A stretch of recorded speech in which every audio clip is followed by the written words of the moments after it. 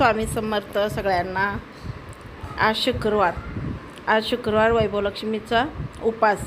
तर मी शुक्रवारचे उपास करते, तर वैभवलक्ष्मीचा उपास करते। तर आज आहे 12वा शुक्रवार। तर घरातले सगळे कामं झालेले, सगळे म्हणलं तर जे सकाळचे स्वयंपाकाचे कामं राहतात ते झालेले आहेत। ती स्वयंपाक करून देवपूजा केली, देवपूजा करून आता बाहेर आले। बाहेर आता दरवाजाची पूजा झाली का मन प्रसन्न वाटतं। घरासमोर रांगोळी, फुलं असं छान सजावट केल्यावर किती छान वाटतं, एक सण असल्यासारखा वाटतो।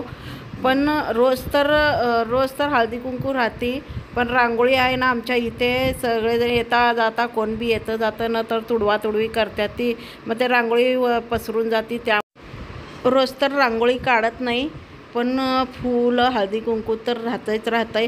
पण असं शुक्रवार, अमावस्या, पौर्णिमा आणि कोणतं वार जर गुरुवार असं उपास ज्या दिवशी राहतो ना, त्या दिवशी मात्र मी कंटिन्यू रांगोळी घातल्याशिवाय राहत नाही। आणि रांगोळी घातल्यावर बघा पूर्ण घराची पूजा झाल्यासारखी वाटते, पूर्ण घर प्रसन्न वाटतं आणि एक असं वाटतं की कुठल्या मंदिरातच गेलो काही की असं वाटतं। त्यामुळं आहे ना, जेवढं सजावट करेल तेवढं पगल्या तेवढ्या मी रांगोळीनं काढते।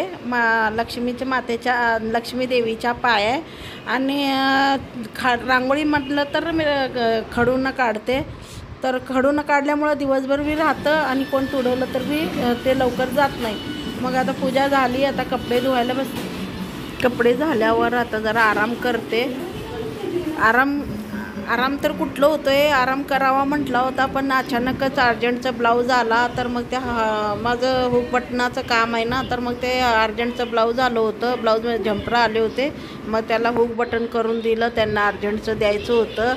तर माणसाला बघा 1-1 रुपयासाठी आहे ना काही बी करावं लागतंय। तर हे एक ब्लाऊज 10 रुपयाला पडतंय। मग म्हणलं तेवढंच आज शुक्रवारचा दिवस आहे, हे पैसे हातात पडतात, त्यामुळं आहे ना आराम ठेवला बाजूला आणि परत पहिला ब्लाऊज करून दिली। ब्लाऊज करून द्यावं लागतंय, तर वेळेवर आपण दिलं तर वेळेवर मग त्यांनी आपल्याला काम देतात ना। अगर आपण वेळेवर नाही दिलं तर ते कशाला देतील काम, त्यांच्या अर्जंटच्या कामाच्या टायमाला त्यांना आपण द्यावंच लागतंय काही बी करून। 5 वाजले आहे, ती 5:30 व्हायला आल्यात। तर साडी नेसून तयार आहे। आता वैभवलक्ष्मी देवीची पूजा करायची आहे, त्याकरता मी तयार झालेली आहे। आता चला पूजा करूया। पहिले दरवाजाची पूजा करून घेते। फुलं झाले, हळदी कुंकू झालं, सकाळी झालं होतं, फुलं तेवढं ठेवले नव्हते, उशीर झाला होता फुलं ठेवायला। तर आता दिवा बत्ती आरती झाली, संध्याकाळचा टाईम झालेला आहे। आता घरात गेलं म्हणजे घरातले पूजापाठ चालू होती। हे बघा माझी दरवाजाची पूजा किती छान वाटते ना, दरवाजाच्या समोर किती साफसफाई राहील तेवढं चांगलं वाटतं। लक्ष्मी धावून येते। गॅसची पूजासुद्धा झालेली आहे।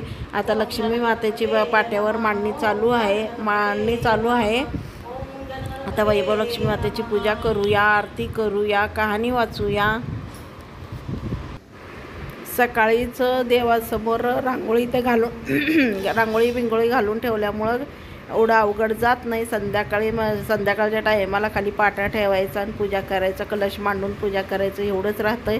कहाणी तेवढी ऐकायची राहते, कथा।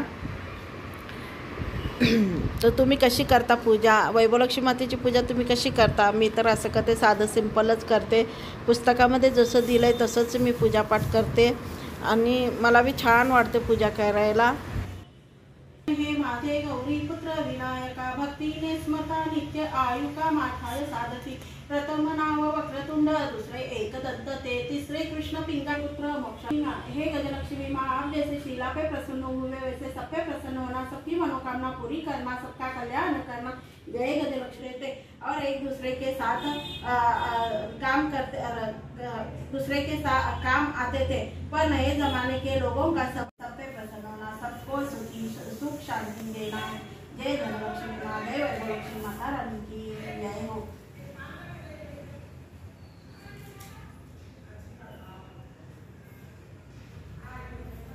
श्री सूक्तम अनपगामिनी हस्य हिरण्य विद्येय गामक्ष्म पुरुषाणम।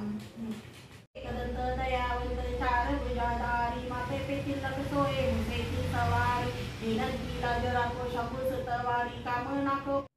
श्री स्वामी समर्थ सगळ्यांना। आज शुक्रवार, आज 12वा शुक्रवार आहे माझा। आज 12 शुक्रवार पूर्ण झालेले आहेत। तर आज गडबड खूप झालेली आहे, उशीर बी झालेला आहे, आरती झाली, सगळं झालं. कशी वाटली माझी पूजा? चला तुम्ही बी दर्शन घ्या सगळ्यांनी.